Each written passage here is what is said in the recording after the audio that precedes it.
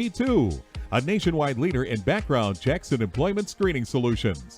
People G2 gives their clients access to the best human capital management and due diligence tools available. They are dedicated to helping their clients with all of their people-related decisions. To learn more, go to www.peopleg2.com. Talent Talk centers on the topics of talent recruitment and management, leadership development, company culture, and employee engagement. These are all timely topics for CEOs, entrepreneurs, HR professionals, and business leaders. We hope that as you tune in to listen each week, whether to the live broadcast or to the podcast on iTunes or iHeartRadio, that you hear something you can take away that will help you grow and impact your career in a positive way. And now, here's the host of the Talent Talk Radio Show, the founder and CEO of People G2, Chris Dyer. Good afternoon. Welcome to Talent Talk. Thank you, everyone, for joining us today. As always, my promise to you is that we will always have two fantastic guests on the show, and today is no exception. In fact, this show is all about having really smart people who have something to say around talent and recruitment and leadership and engagement and culture on this show, because I love to learn what other people are doing, love to have a conversation and figure out how we all can improve and get better all of the time. In fact, that is exactly why this show was created. We are now, as always, since this show started, we tape this live, we put it into a podcast, and that's all over the podcast world. So if you like podcasts, cool, you can get us wherever you find those. Stitcher, Spotify, iHeartRadio, iTunes, all of them. And then more recently, we have been experimenting with, the new technologies on the interwebs. And so we are on LinkedIn and Facebook, Twitter, and YouTube, streaming live on video. So if you'd rather see our beautiful faces, you can go there now. You can go there after the fact and find the shows, and we are there. And for Twitter and LinkedIn, we are able to interact with you live. So if you have a question, you have a comment, if you think we said something brilliant, we said something stupid, you know where to challenge us or to give us, high five. So pop in there and let us know what you think. The stories that have come out of these interviews over the years have been absolutely inspiring and phenomenal. And that's a tribute to the wonderful guests that have agreed to come on the show. And so what I keep doing is taking all those best stories and putting them into a book, and then I have a book. So it makes the writing process a lot easier just to take other people's wonderful lessons and stories. So check out my first book, The Power of Company Culture, if you want to learn how to have a fantastic culture. If you want to know more about remote work and hear the stories of my co-author and I and our journey for remote work, and then what the other awesome, smart people have done during the pandemic and beyond to expand remote, flexible, and hybrid work, you can check out that book as well. We are live every Tuesday, 1 p.m. Pacific Standard Time, but you can get us on all those different platforms. So subscribing there will make sure you never miss anything. I don't have to even remember when to tune in. So subscribing is your friend. Don't forget to do that.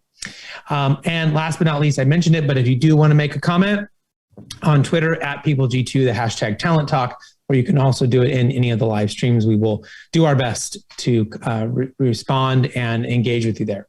Okay, my guest today, and now that I've teased it enough, will be Dory Clark, author and professor of this little, small university you might have heard of called Duke University. And I don't know if I can say the school name correctly. She will probably... I know what I want to say, but I feel like I'm going to say something inappropriate. Maybe Fuqua, maybe it's Fuqua. I don't know. So we'll find out of business. I'm clearly saying this wrong, and I should have read this in advance to know how to say it correctly. So shame on me. And then after we talk to her, we'll bring in Joel Schwartzberg. He's an author and leadership coach. But let's find out how poorly I have done this. But we'll talk to Dory here. She's named one of the top 50 business thinkers in the world by Thinkers 50 by our friend Marshall Goldsmith. You all have he's been on the show. He did my the forward to our most recent book. So he's certainly someone whose name you should recognize. He's the #1 communications coach in the world. And so, Dory, welcome to the show. Hey, Chris, great to be here. Thank you. So tell me how badly I messed up the Duke Business School. You're so close, man. It's Fuqua. I should have gone with the French. Okay, there we go. All right. Well, I'll try to remember that when I say it again here in a minute. I know you're the author of Entrepreneurial You, and you do lots of amazing things. Your book was named one of the most important business books by Inc. magazine and one of their top 5 books of the year in Forbes. That's pretty amazing stuff. And what else should people know about you? Let's dive into who you are and why people, should be wonderfully fascinated by you and all the cool stuff that you're doing. I appreciate it. Thank you. Well, the way that I describe what I do, Chris, is whether it's writing or consulting or teaching, I really try to help intelligent, good people and really good companies get their message heard in a noisy and crowded environment. And it seems like every day it's a little harder to do that. There's that much more noise out there. And so I want to help people figure out how to penetrate that so that they can reach the customers and their ideas can impact the people that need to be reached. Well, that's a really important goal because as soon as one path seems to work, right? As soon as we get good at one thing, it seems like everyone starts doing it. And then, of course, you lose that channel, you lose that voice. Maybe not for everybody, but if you were just doing a mediocre job before, I remember years ago, we were doing video marketing had just started, right? And we did video marketing. We were killing it. It was like so awesome. And then everyone else went, oh, video marketing, let's do it too. And then it was like, no one wants your videos anymore. And then you had to really be doing great videos to get people to watch. Whereas before I could literally put the biggest piece of crap into a reel and people would watch it, because it was new. It was, something there. So is it a matter of staying, on the cusp of what's new? Or is it more about quality over quantity? Is it certainly maybe with the Instagram model, is it quantity over quality at times? And what are you seeing as sort of the best approach right now? Yeah, absolutely. Well, I think it's very true that there is often a first mover advantage on certain platforms where you can get a bajillion followers because you're out there and the market hasn't really solidified yet. People are still figuring things out. But over time, there's almost always going to be competitors rushing into the marketplace, as you described. And so that's why I think it's so important. The tempting thing, I think the short-term thinking is for people to be all about tactics. What now? What next? What's the platform? Where should I go? Everyone's doing this. Everyone's doing TikTok. And, you can get some quick hits, but ultimately what we need to do, unless we want to be attempting to leapfrog the competition forever, because it is, kind of a loser's game to just be hopping around and trying to, grab the next thing. We need to pull back and really look at our strategy about who are we reaching? Are we reaching them with relevant messages? And are we building a long-term following through the ideas that we're sharing, not just hopping onto a new platform? Because for every Instagram or TikTok that seems to be the big thing, and Instagram, of course, has had great staying power. There's the Vines and the Google Pluses of the world, where after a period of time, it just sort of collapsed. So it's ultimately about shifting from short-term to long-term and from tactics to strategy. So should people really be thinking about having a long-term strategy right now, or is it more of a short-term strategy? And has that changed over the years, right? I mean, you mentioned Google Plus, and I remember back when that just never seemed like it was going to take off. It was always just seemed to be hampered in some way. But, we were all trying these different things, and it feels like the strategy was different than it was now. So is it more of a long-term play here? Where are you seeing this going?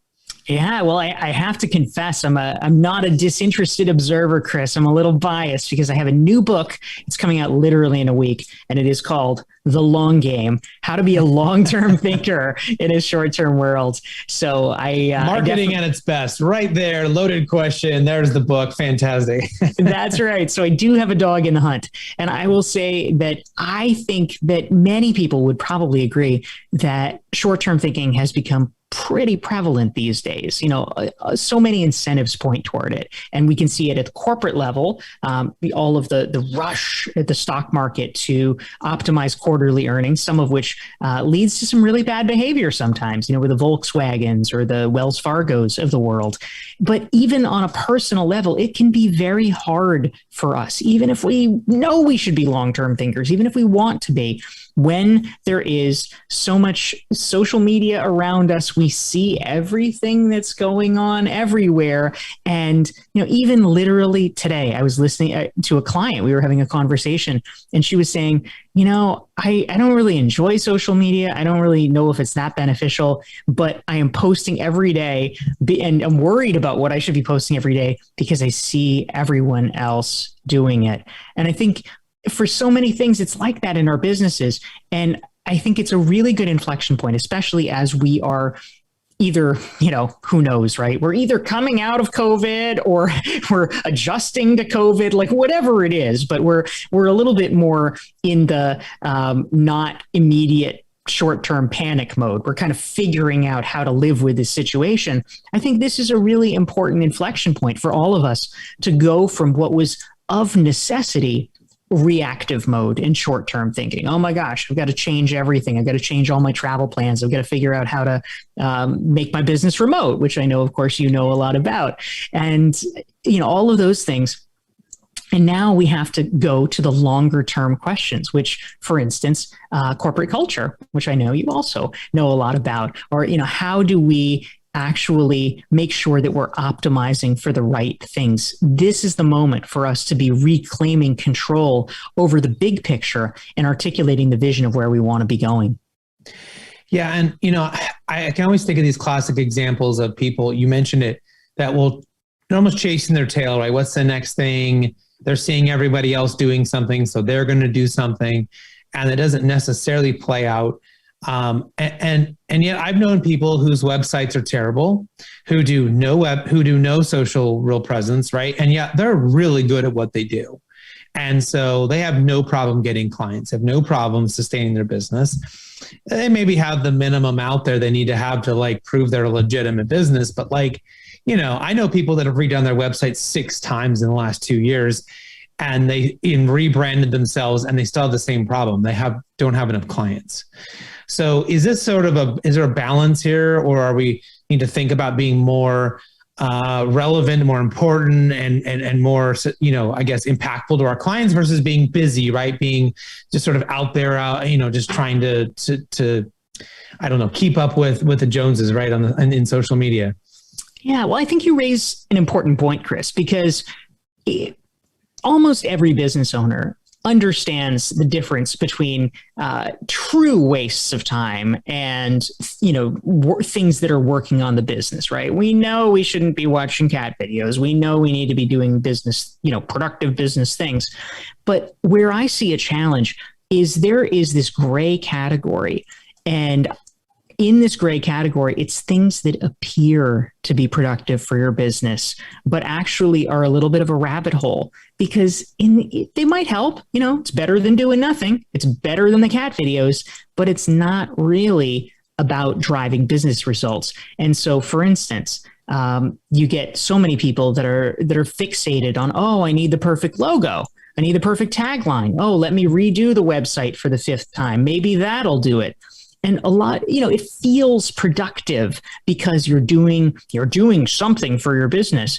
But at the end of the day, if you don't have clients, you don't really have a business. And so I think that we often try to anesthetize ourselves a little bit, because sales is very confronting for a lot of entrepreneurs. This is the ultimate in do you want my thing or don't you?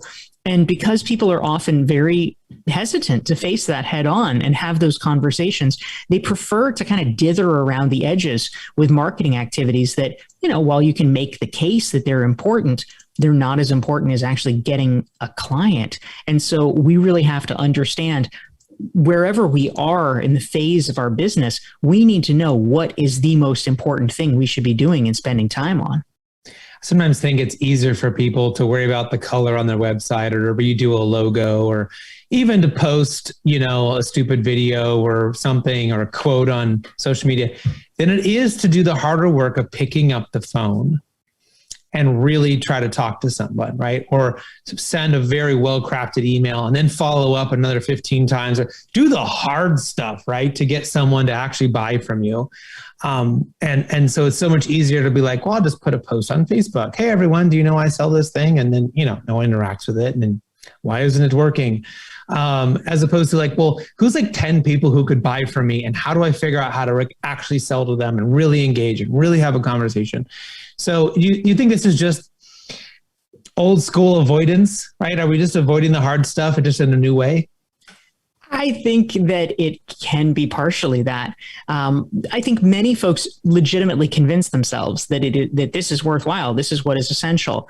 And if you were just focused on what, for instance, the media fixates on, then it would be social media. Social media is something that's very sexy for the media to cover. It's also, frankly, something that's easy for the media to cover because it's quantifiable. You can see how many likes, you can see how many followers. Yeah. And so, do that. They don't know how many calls you're making to prospects. That's behind the scenes. But if you want to grow a successful business, that's much more of what you need to do. Now, there's a time for everything, of course. I'm not saying social media isn't important. It is useful. But one of the principles that I talk about in the long game is what I call thinking in waves. And what I mean by this is that really there's in your business and in your career, there are seasons to things. And one of the primary ones that I feel like isn't fully appreciated by business owners is the seasons of sales and marketing. And so early on, you need to focus really a ton, like let's call it 90% of your time on sales, because you need to make your business a going concern. You need to be talking to prospects. It doesn't matter if you have a website. It doesn't matter if you have a tagline, like just have the minimum so that people, as you said, understand that you're not like, a robber trying to extort them. You're actually a business person, but don't focus on the frills. Have the sales conversations, get the money in the business in the door. You do that, but then at a certain point, there comes a time where you need to shift, go into the next wave, and you start to think much more about marketing. And the reason that that's important is that if all you do is sales and referrals, that's good. But for a lot of businesses, you sometimes hit a limit where, the people you're serving, they've referred you to everyone they know. They don't know more people. Right. And so marketing is about how do you get new people to be introduced to you? How can you speak to a wider audience now that you have this base and credibility? So you do need both, but you need to understand where you are in the cycle. Yeah, it's really, really important. And I'm sure you have lots of strategies. People can check out your books. I'm sure a lot of that will help. I know one of the things I wanted to ask you is, I like to do lots of different things. I would probably get bored if I had to do the same thing all the time. And given that you're teaching at Duke and you have books and you have clients, you have services, you sound a little bit like me that you like to do lots of different things. So what strategies do you have that you've incorporated maybe like your weekly schedule, your regular schedule to really help you maximize your time? Yeah, I think that's a really important question. And you're absolutely right, Chris. I actually, my most recent book before the long game is called Entrepreneurial You. And it's about how do you create a... Hold it down from heaven, I just saw. That's okay, right? Straight from heaven. Yes, this was actually originally written on a tablet, little known fact. But it's about how to have a portfolio career and how to make money from that portfolio career. And the way that I like to think about it, first of all, sometimes people will say, oh, but that sounds so confusing. How do you balance it? Don't you get pulled in too many directions? So the first piece of advice that I have is I think it's great to have multiple income streams, but I suggest that if people are new to adding them, you should only focus on adding one new revenue stream per year, because the truth is you need to master it. You need to figure out the nuances of it. It's not that hard to keep juggling balls, but it is hard to start juggling the balls. So for instance, I wouldn't recommend starting a podcast and a mastermind and an online course all in the same year. I think it's better to stagger it so that you can really master how to do those things and how to monetize them. Right. So that's one principle that I follow. But on a kind of weekly basis, if we're talking about schedules, I am a big fan of, in my own life, following a premise that Paul Graham, the founder of Y Combinator, talks about. He wrote a famous essay where he talked about manager time and maker time. Manager time is where you're just doing all the kind of administrative things, like you have meetings and calls and all the things that you have to do to keep projects going. Maker time is basically about doing deep work. And as an entrepreneur, you need to do both. So I actually try to schedule them on different days. Now, everything, of course, is out the window when you're doing a book launch, like I am for the long game. But once I get past the launch, I'm going to be resuming my long-standing practice of having separate days for manager tasks and for maker tasks. I like that idea. And I know I sort of have done I'll block off time on my calendar. I don't know if my brain's ever thought about like in full days, but definitely like, okay, I'm going to block off these 2 hours for this thing to think or to get things done or to work on this part of my business or this other part of a different business. But it's important at least you're thinking about it, right? You're being somewhat strategic about it, because otherwise the wind just keeps blowing and you just get pushed into whatever thing comes along. I know one of the challenges a lot of people have when they're trying to build different income streams, they're trying to do lots of different types of things, is this sort of, and I think it's a great idea to want to say yes to most things or to say yes to a lot of things. But do you have any advice on what people should be doing to think about when they should say no to opportunities? Maybe there are certain ones that are going to get in their way or certain ones that are going to be bad for them. When you're in that building mode, we've all done it. Like you start a business and you get this client and you're like, this is a dog with fleas, but I don't care. I just need the revenue in the door, right? And then like 2 years later, you're like, I would never take that client ever again. So like, how do people think about that in good context?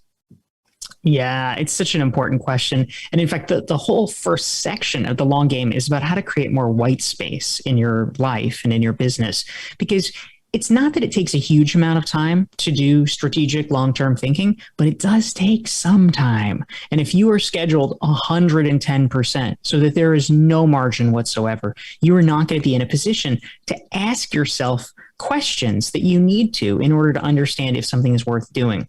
So one thing that I actually suggest in the book, Chris, is I have 4 key questions that people can ask themselves when it comes to evaluating an opportunity and deciding if it's the right fit. And I try to apply this in my own life as well.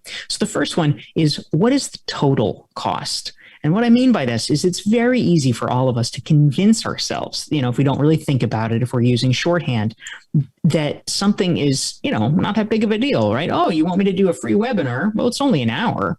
But then all of a sudden you realize, oh, they want to have 2 planning calls. Oh, it's on a subject I don't really know about, so I need to research it and I need to create a deck. All of a sudden you realize, oh, I agreed to a 4 or 5 hour project there. So really understanding what you're committing to is number 1. Number 2, what is the physical and emotional cost? Because sometimes, especially if it's a travel obligation or just something that's happening when you're in a state where you're really run down or it's already a really busy time of year for you, might not be optimal, even if at another time it wouldn't be a problem. Next is, what is the opportunity cost? Because so often we feel like, oh, should I do this or should I not do this? That is the wrong question. The right question is, should I do this or should I do literally anything else in the world that takes that amount of time? We need to open up our field of vision. And the last one is, would I feel bad in a year if I didn't do this? If you would, then maybe you should do it. If you're going to forget about it in a week anyway, it doesn't really matter. Yeah. And I think the other area that saying no that maybe you didn't cover that's so important is it often can give you a little bit of a glimpse into where you are in your career and your trajectory. Because I have said no to people that were offering very little, or I knew it was going to be very difficult. And magically, when I said no, their budget got bigger. Magically, they were willing to do these things they weren't willing to do when I said, I just don't want to do this. And I went, oh, I can charge more now, right? Oh, I can make this demand. I have done enough things that, I'm not beholden to this tiny little budget or this, like you said, 3 prep meetings for 2 hours, each. And you're just like, no, I will do one webinar for 1 hour for this one thing and that's it. Or it's okay. Here's 5 other people you can go talk to, so that's always been a great kind of leveler for me to know where am I at, right, in this sort of the process. So good. I love that, Chris. So I want to make sure we ask you our most important question before we wrap up here. And that is, how can people get a hold of you? Where can they find your books? What's the best way for them to engage and know everything about you? Well, I appreciate it. Thank you so much. Well, again, the book that we were talking about is The Long Game, How to Be a Long-Term Thinker in a Short-Term World. And I would say, in addition to being able to pick it up all the places one can pick up books, that if folks are interested in figuring out how to apply long-term thinking principles more in their own professional life, you can get a free Long Game strategic thinking self-assessment, and folks can download it for free at DorieClark.com/the long game. And if anyone is terrible at spelling, especially the spelling of names, it's Dorie. Hopefully you can spell Clark on your own, but just in case you need that, Dorie, it was such a pleasure talking with you today. I love your energy. We did not get to 100 other things we could have talked about. So clearly we need to have you back on the show sooner than later, and we can keep the conversation going. But thank you so much for being our guest today. Love that, Chris. Thank you so much, and take care. All right. We'll be right back after this quick commercial break, and we'll bring in my second guest, Joel Schwartzberg.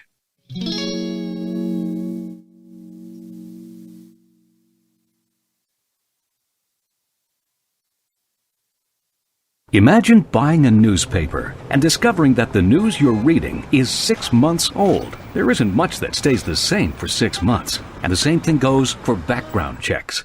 In a time when so much outdated information is being passed around, it's good to know that People G2 offers something different. At People G2, we provide today's intelligence, not yesterday's news. Our value-added approach offers you a fully FCRA-compliant solution that includes up-to-the-minute information. By combining industry-leading technology with old-school human investigation, People G2 is able to give you information that is accurate right now, delivered quickly through our online system or integrated with your HR system. So ask yourself, are you comfortable working with old news, or are you ready for a different kind of background check company? Visit peopleg2.com or call 800-630-2880. That's 800-630-2880 or peopleg2.com.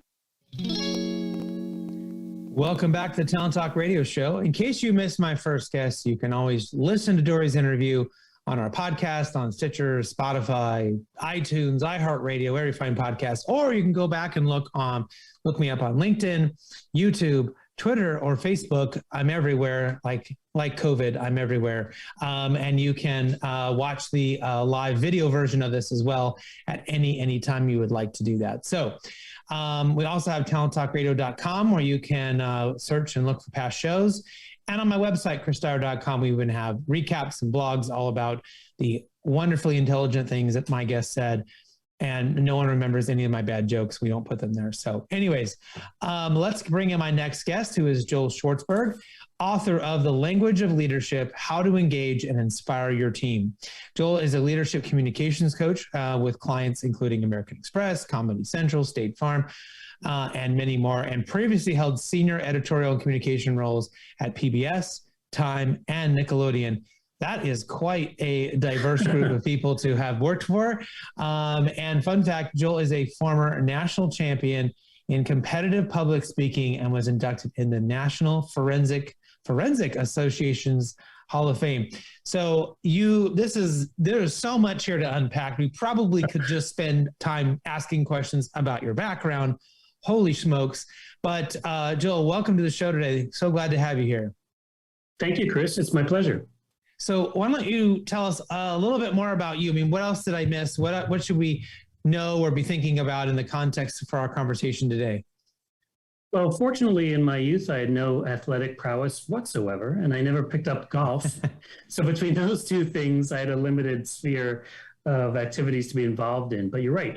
I got involved in competitive public speaking, what they call forensics, on the middle school, high school, and college circuit in sixth grade. And in many ways, I never stopped. As I learned, I developed my skills. I did better professionally and competitively. And as I learned more about communication, I actually focused my training on these ideas of how to make clear points, how to understand what a point is. And I began my practice of helping groups and individuals about 15 years ago. And today I work for a nonprofit where I actually oversee executive communications. So the beauty of that is I get to see the work in process as I learn about it, improve upon it, and learn how to work with a wide range of people to help them champion their points. So how do we identify and make a clear point? I think in this day and age, we were just talking with Dory about the level of noise and it's difficult to maybe be seen from a marketing and a messaging standpoint. Certainly politically, it feels like it's been more difficult than ever. So what are some of your suggestions on helping people figure that part out? The first step is recognizing what a point is not, because that's what a lot of people are doing, Chris. Not making points, but thinking they are. So here are some things that are not points. Topics, themes, categories, notions. Sometimes ideas are not points. A point is a proposition that you're putting your reputation and your knowledge against to suggest to someone. So for example, and this really comes out in examples and exercises, let's take podcasting, for example. If you asked me for my point and I said I was going to talk to you today about podcasting, what have I told you? Nothing really. How do I feel about podcasting? What is podcasting used for? What's the future of podcasting? What's the benefit or relevance of podcasting? Nothing. I just threw out this theme, podcasting. It's not until I say something like, podcasting is the best way to reach out to our millennial audience. Now that's a point because I can prove that with data, with evidence, with storytelling, with reasonability, with everything Aristotle taught us about persuasion. And on top of that, I have a very simple test that I use called the I believe that test that helps people really understand if what they have is truly a point or not. Well, and that's so important because, and I think this gets back to even like the frustrations that people have in watching somebody at a conference. Many years ago when I started being asked to come and speak, I do as much as I can to give people direct and specific advice and practical things they can use, right? Because I feel like that's more important. I'll go listen to these other speakers and they're just giving you ideas and talking about these peripheral things and using a lot of business language, and you walk out of there going, and they might have been very inspirational. They may have even, really riled you up to be positive about, like you said, about podcasting. But then you walk out the door going, but how do I do it? Right? What am I supposed to do now? Other than, hire them to be a consultant. So, I think it's super important for people to figure that out. I guess in a leadership role, can you maybe give some suggestions on how you would expect people to make better points, to present more effectively, especially in this more world of virtual meetings and remote work that we've really kind of dived into in the last year? Right. I'm going to share that exercise with you, if you don't mind. It comes from my book, Get to the Point. So simple, even a child can use it. You take what you think is your point, usually a sentence, or it should be a sentence, and you simply put the words, I believe that, in front of it. Now, if you have a complete sentence, not a fragment or a run-on, something that would impress your fourth grade language arts teacher, then you are on your way to making a point.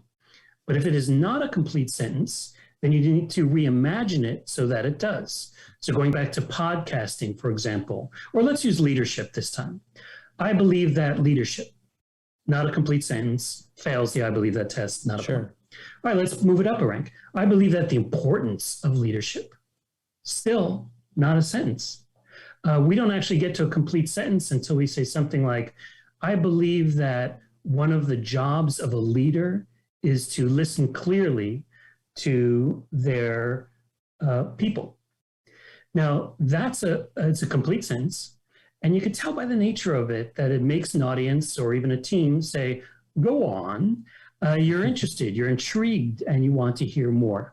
So that's the test I give to everyone, whether it's an intern or a CEO, to first decide what is their point. Then we go on to sharpening and championing it. But for leadership in particular, what I see a lot of leaders doing is something you just described, Chris, which is basically what I call giving a book report. Here is the history of this project. Here is the data we collected. Here's how many people are involved. Here's how much money we're throwing against it. Here's what we're investing. Let's hope for the best. Thank you. Right. And they never sold the point by saying, how will this have meaning? How will this change the profitability of this business? How will this change our lives as employees? Sometimes I say it's the difference in the book between the table of contents and the blurb. The table of contents describes the inventory, gives a Wikipedia page, it's encyclopedic book report. But the blurb sells. And the truth is, and some people don't like to hear this if they're not in the sales department, but everybody is in sales. If you have an idea, that's just as important as a product. And if you want to give it life, you need to sell it, not just share it.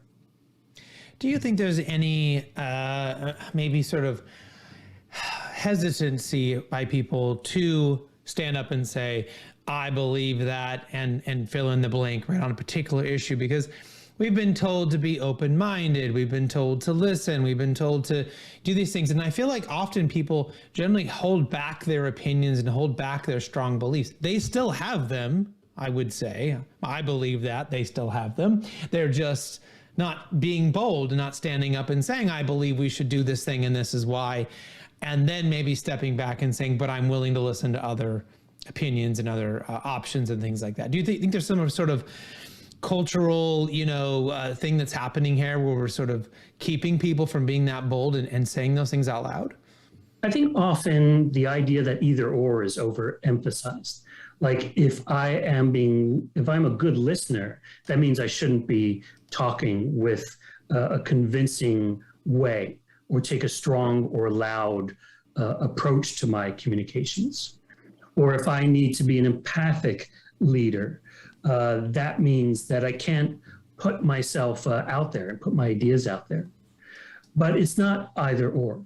And one of the reasons I wrote the book, The Language of Leadership, was to discuss all the different ways leaders can and should communicate, depending on the circumstance, but often not depending on the circumstance, so that they do two things and two things only, at least paramount, Chris, which is one, to inspire, and two, to engage.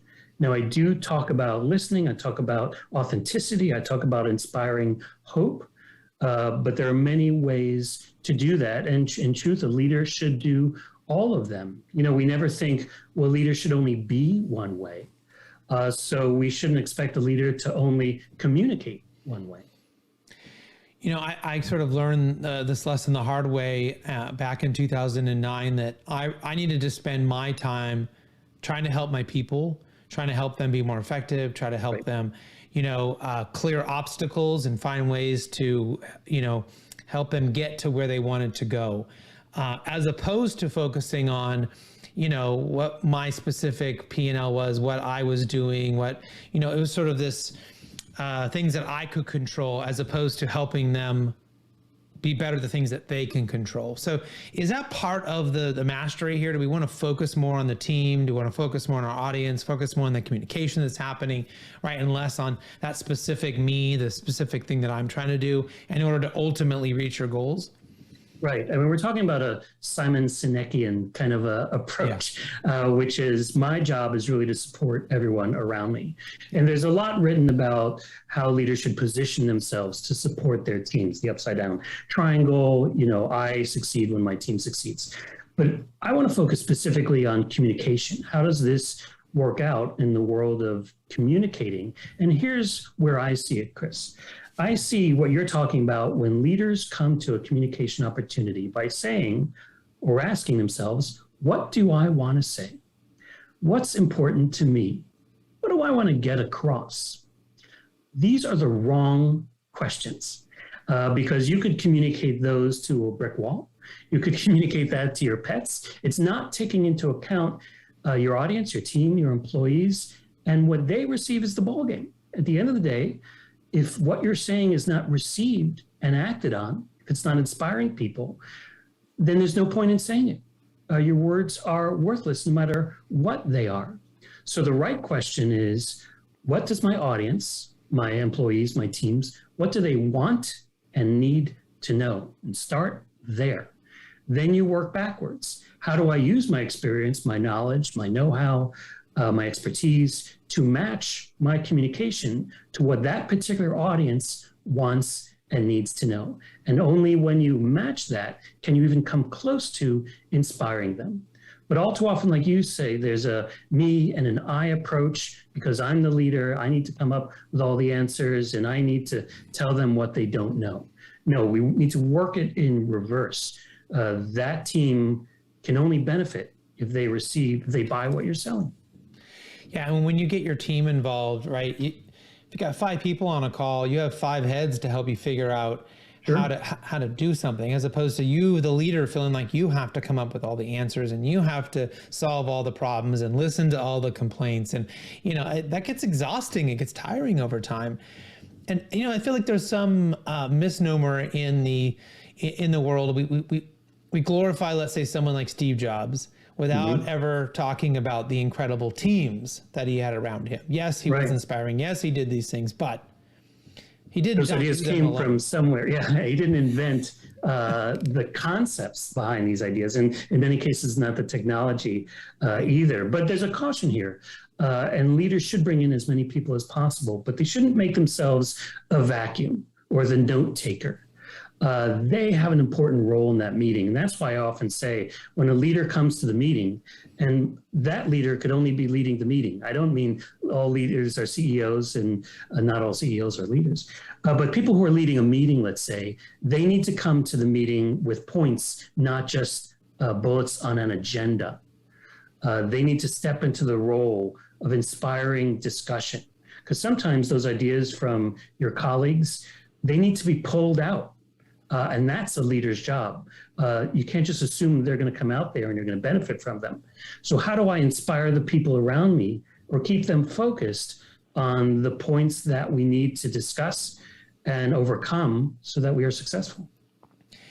So a lot of what we've discussed so far has been, we put in the category of verbalizing and talking and communicating in a, with our mouths, but there's another whole other part of communication that is written communication. Right. We could even probably talk about body language too, but we'll go one step at a time here. So within, writing, how do we be effective? How do we take some of the things you're talking about and translate that into the written word, whether that's in Slack or that's an email or I guess an old school snail mail letter? How do we be effective there? I'm going to focus on the one platform of communication that is used more often than any other, at least in the workplace, and that is email. It's not true with my kids. They actually text more than they email. But I think in the workplace, we're using email way more than we're having Zoom meetings, even though we have more Zoom meetings than actual meetings. We use email more often than we chat or post or anything like that. And what's interesting is I can train a leader to engage and inspire through their communication. But then when they send me an email, it all goes out the window. It starts at the subject line. The subject line is your one place to say, will this email be relevant or not? Yet often the biggest ideas you have, the most transformational concepts you woke up with this morning, go under a subject line that says, Wednesday. So it's important to realize from top to bottom, from that subject line to the goodbye and action steps, that the communication needs to be concise, needs to be clear. I recommend bullets. I recommend breaking up paragraphs. And not only that, Chris, I recommend I give very specific advice on this one, and that is this: no paragraph more than 3 sentences. No paragraph more than 3 sentences. And I write a lot of paragraphs that are 1 sentence long. And this may seem uncomfortable at first, but what it does is it enables you to realize your own points. This, then this, then this. But even more importantly, we talked about it's not about you, it's about your audience. So they can process each of your ideas, each of your points almost independently and make sense of it, find the relevance of it so it can have impact on them. Yeah, and it's hugely effective. And how do you help the other person understand? How do you help them be effective in their response? I've done, hey, need to connect with you on, and then give them a bullet point, 9 bullet points or 3 bullet points. Let me know what you think. Yeah, and bullets, and let me know what you think is key. That's called the action step. How do we keep this email conversation from dying on the vine? let's decide on the next meeting. Let's have Marcia crunch that data so we have it for the next presentation. There are a lot of ways to use that tool and use particular tips for that tool of email to make sure not that you're sending a good email, but that your email is effectively received. Yeah, and I'm not sure people think about that as much as they should. I know my sales team does. They think about how to get emails moving. They think about how to get them responded to, because that's a vital part of their business. Sure. But other people in the organization may not be thinking about that as much, right? They send the email and they go, well, I guess if the client didn't get back to me, then maybe they don't care about this thing, or they don't want us to work on this thing.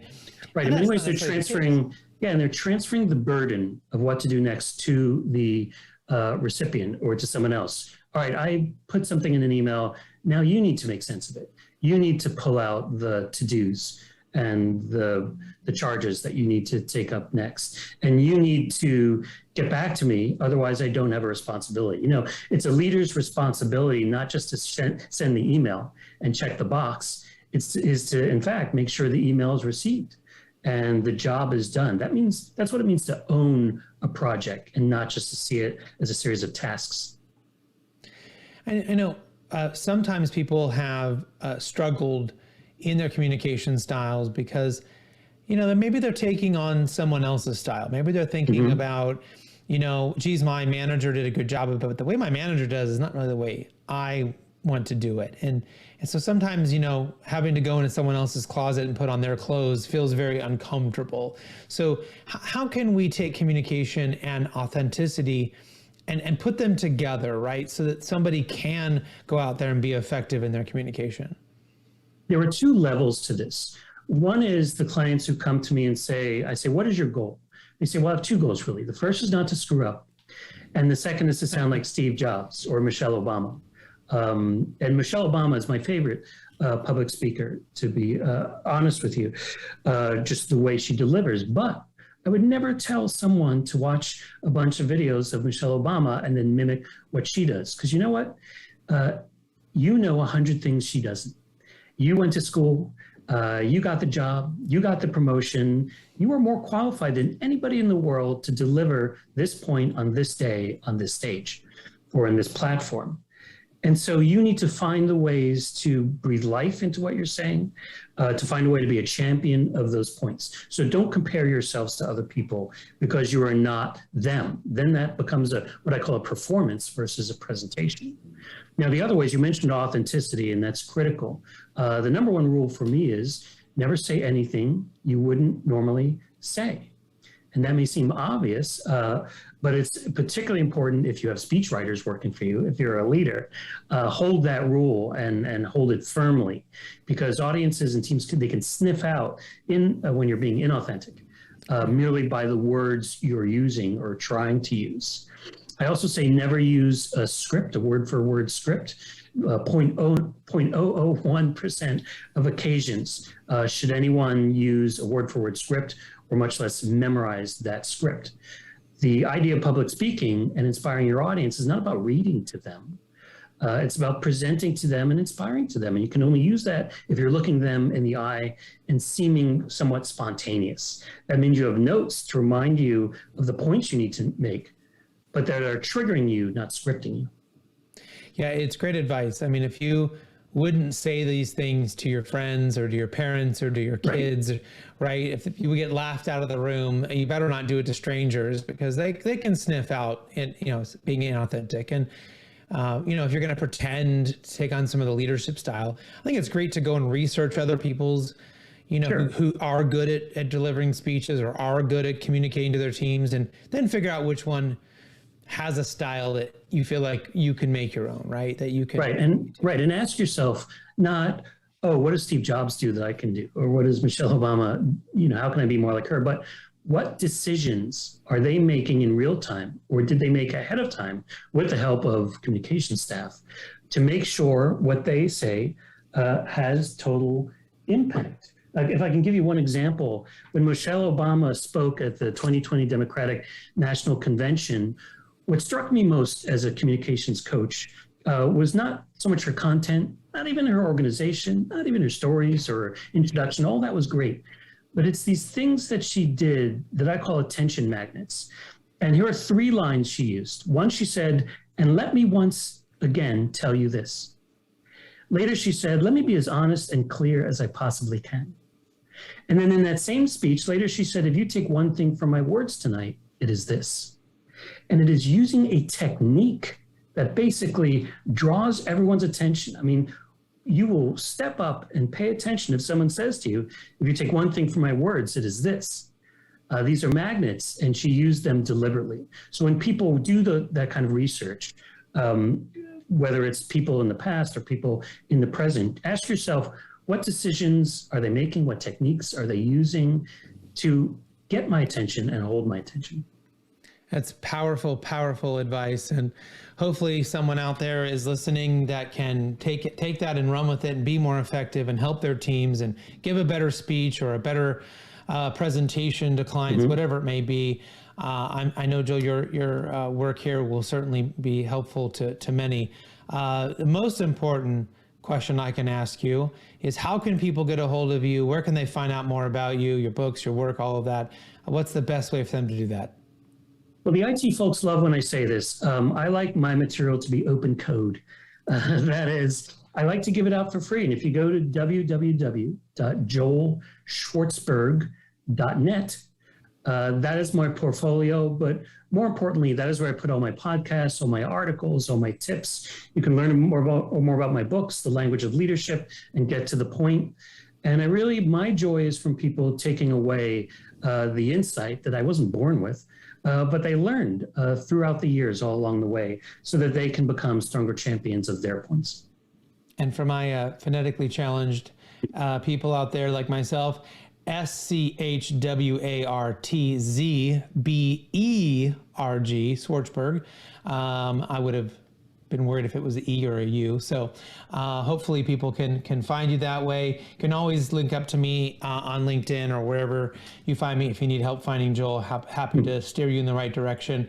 But Joel, thank you so much for being a part of the show today. There was so many areas, like our first guest with Dory, that we could have gone into 100 more directions. So I really want to invite you back to come back to the show at some point, and we can keep the conversation going, and really appreciate you being here today.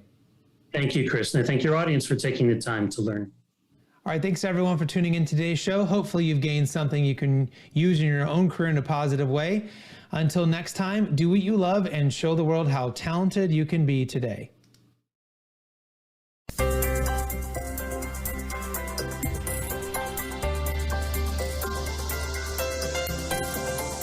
You've been listening to Talent Talk Radio, brought to you by People G2.